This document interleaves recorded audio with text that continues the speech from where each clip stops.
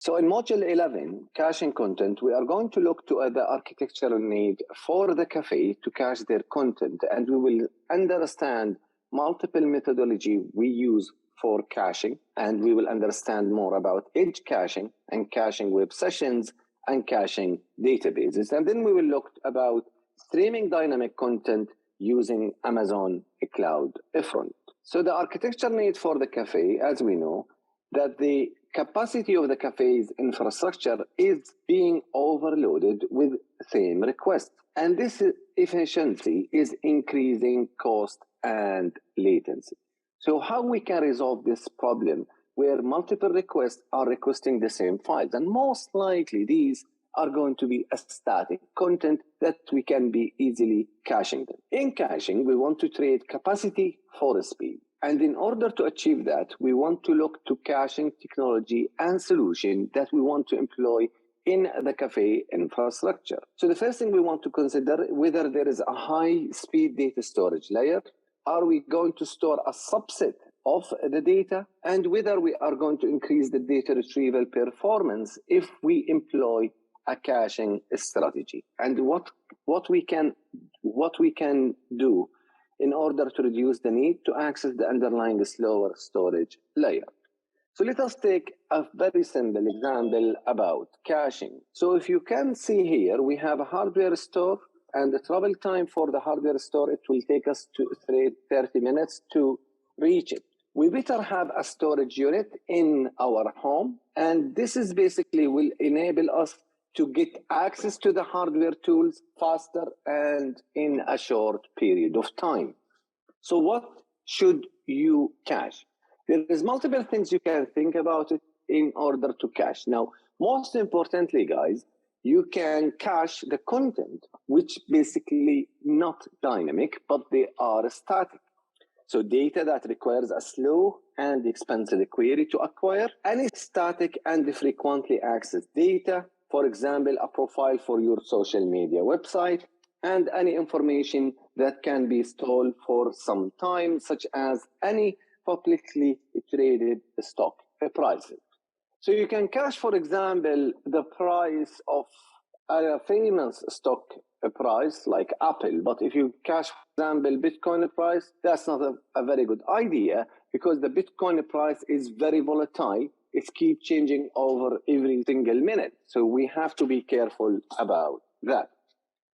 Now, what are the benefits of caching? Caching provides us with high throughput, low latency access to a frequently accessed data. So caching can improve the speed of your application, reduce the response latency that users experience with your application, and reduce application processing time and database access time for a read-heavy workload. Remember, for write-heavy workload, we have another mechanism that we want to employ in our databases. So caching throughout the data journey. So in a very small diagram, we can maybe summarize the whole thing. So normally, a user would request the data from a database, and these data will be served via the application server, and the application server will serve the user.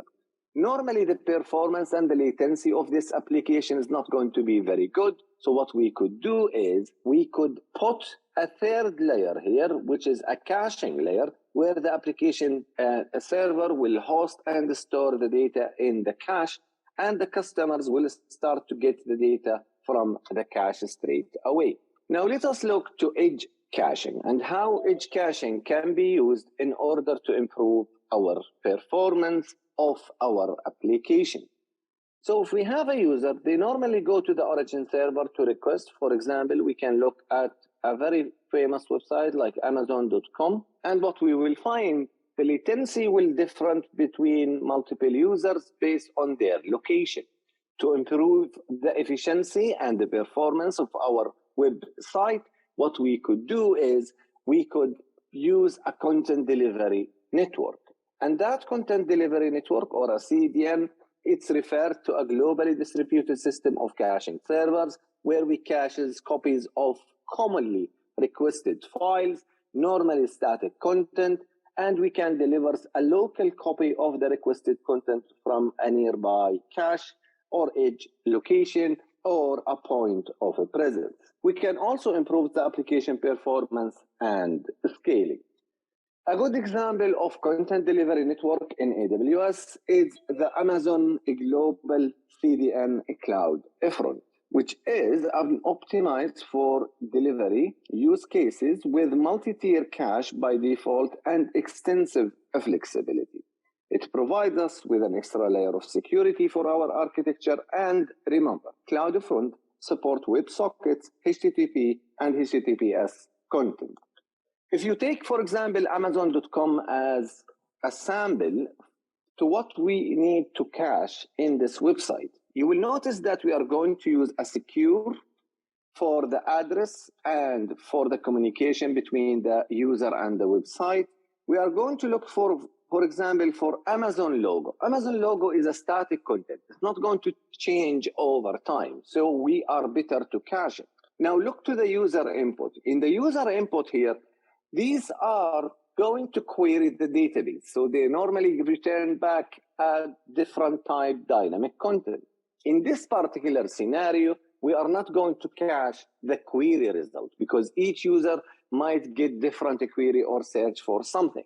There is another optimization for a query we can use and we can employ. However, we could cache the query results if customers, for example, look to the same item all over again. We can query and cache the query result. Now, for our web object, we can cache them. For the videos that we can see here and the images that we can see here, both, they can be easily cached because these are static content. They cannot be modified. So how caching works in the CloudFront? You normally create a cloud distribution for your website is going to be stored in an edge location. Once the user requests the content, they will go to the edge location. If they can find, if there is a hit, this is what we call if they are find what they are looking for, the edge location is going to return back the result to them. If there is no content in the edge location to meet the query, the user or the origin server will be asked to retrieve the content. It will be cached, and then the user will be served from the cache. To configure a CloudFront, you can specify the origin server, and this is whether an S3 bucket, an EC2 instance, or a media store container, or any kind of web server that you have running in your Amazon infrastructure.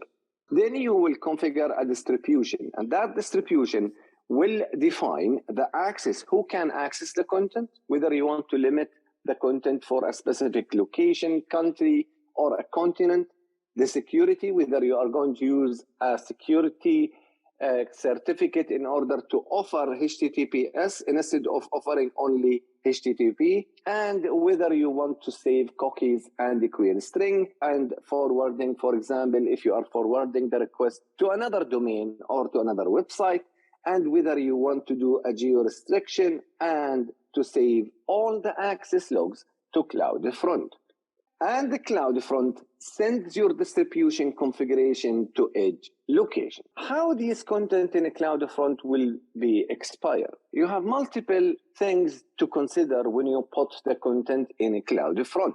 The first one is time to live. If I put an image in a CloudFront, I could assign a time to live, how long the image should stay in a CloudFront without going back to the origin server to request a new copy of that image. Normally, this is the expiration period of that image, and it's normally set by you. Sometimes, if you have a stalled content, you need to adjust the time to live and make it very short in order to fetch a new copy. For example, maybe you change the logo of the company. So instead of keep waiting for the CloudFront to update its content, you can set the time to live into 0, for example, and in this case, the CloudFront will go back to your origin server, request a new image. Another method you could do as well is to rename the file name, or you can change the object name. And in this case, a new name will force an immediate refresh. For any invalidated object or any mess, which is basically a user requesting a content, maybe it's a video, and that video you deleted from your website, this will be considered as invalidated object, which normally costs you money. So you have to be careful about the amount of objects that they are invalidated. There is also another method you could use in order to enforce CloudFront to update the content, where you can make an invalidated request. And that invalidated request will make your CloudFront and enforce it to go back to the origin server and retrieve the content. So this is an example of video on demand streaming. You can see here, we can use Elemental Media Convert. It's a service that reads files from Amazon S3, and those are served via a CloudFront to end user. For dynamically generated content, like map tiles, for example, we need a faster DB responses. In this case, we can connect our CloudFront distribution with our Elastic Load Balancing, which will guarantee that it will send the request to a very good, reliable server in order to respond to this query. You could also use a CloudFront for denial of service or distributed denial of service mitigation. So for example, here we have a user communicating with our domain in Amazon CloudFront, and that is linked to Amazon WAF, which is the tool we use for denial of service attack. And then WAF speak with a CloudFront distribution, which can directly speak with an Elastic Load Balancing in order to get the unbusy server to respond to our query. So keep in your mind that CloudFront is used in order to overcome content caching, especially static content when you have EC2 instances and S3. They are global CDN services, and the CloudFront use multiple edge locations and regional edge caches in order to deliver your content to your user. You can use the CloudFront to deliver your content, and you can specify an origin server, and you can configure a distribution. It is very important as well for you to go and understand the multiple different type of distribution that we can wire with the CloudFront.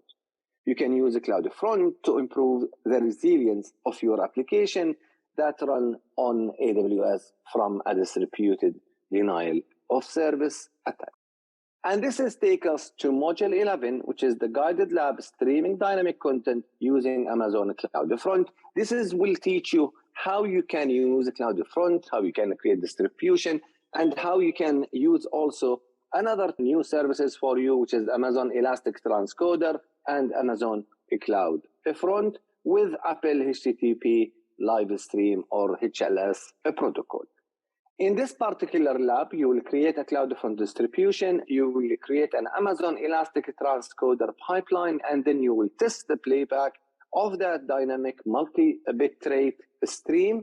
And you can also share the link with your friends to see and to test it from different countries, or you can use VPN in order to test it, the performance of your CloudFront distribution from different locations in the globe.